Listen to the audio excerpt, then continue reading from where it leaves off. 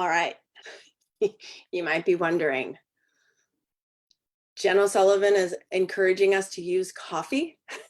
Okay, so I know I have been a very heavy hitter when it comes to eliminating coffee from your world, and for very good reason. When you consume coffee in your upper mouth, it goes into your stomach and then directly into your brain. When you consume coffee, we're not really consuming it, in your lower mouth, the nether regions, for an enema, does a completely different thing. So let me share with you briefly how you can do, what the reason behind wanting to do a coffee enema is and why it's so important to your liver. So when we think about our liver, there are two types of toxins that your liver breaks down. You've got water-soluble toxins and fat-soluble toxins. So basically the water-soluble toxins, they're broken down as they pass through your liver, and then they're passed to the kidneys in the form of urine. So that's easy to understand. Well, fat-soluble is the other whole. Okay, fat-soluble toxins are broken down and dissolved with the bile that is produced by the liver. So the bile is stored in that gallbladder, right? A little gallbladder before emptying it into your small intestines and then eliminated in your feces. So that small bile duct is only 4 millimeters in diameter. So this is why basically your bile duct eventually gets blocked and there's problems. So when you do a coffee enema, the caffeine and the water are absorbed directly into your liver through the hepatic veins. The caffeine then stimulates the bile duct to dilate or open up. And then the water helps to unclog and flush the whole thing out.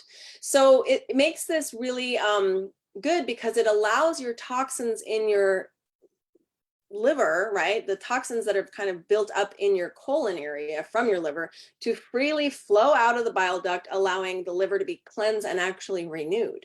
So there's an interesting thing though about coffee. It contains palmitic acid, and that palmitic acid is really important to help increase the production of glutathione.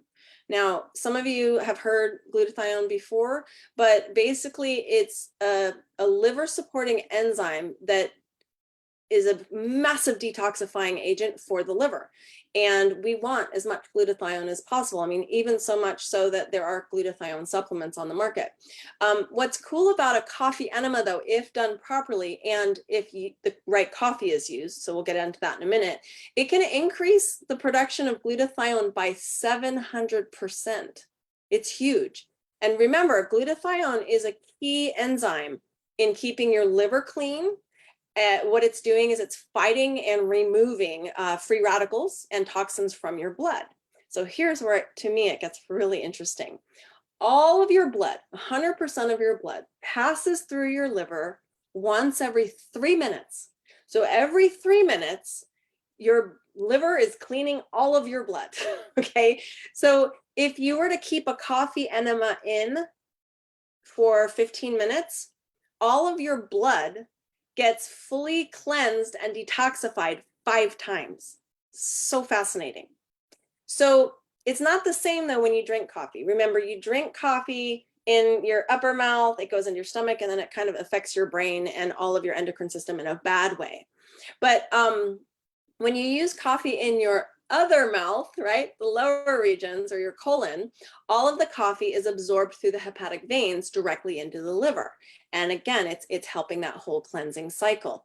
So just to give you some helpful tips, we're going to do other videos on how to do this, how to actually do a coffee enema safely.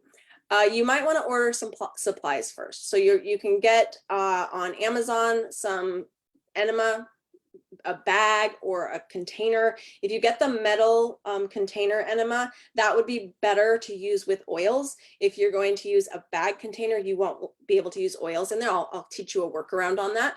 But like tangerine is a common oil that people use for liver coffee enemas.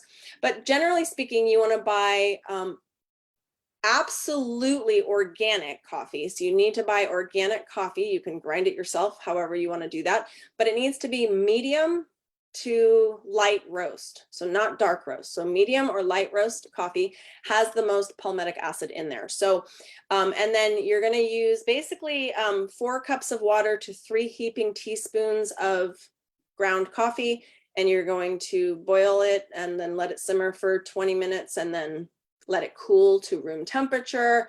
Then you will remove, I just do it in the pan and then I use a strainer and remove the grounds and then take the clean coffee at room temperature, and that's when you would do your enema. So again, I will teach you how to do it without actual showing you me doing it, because that would be gross, but we'll do that in another one. So I encourage you to get some supplies again on Amazon, and then if you don't have tangerine essential oil, get that, because we can show you how to use that.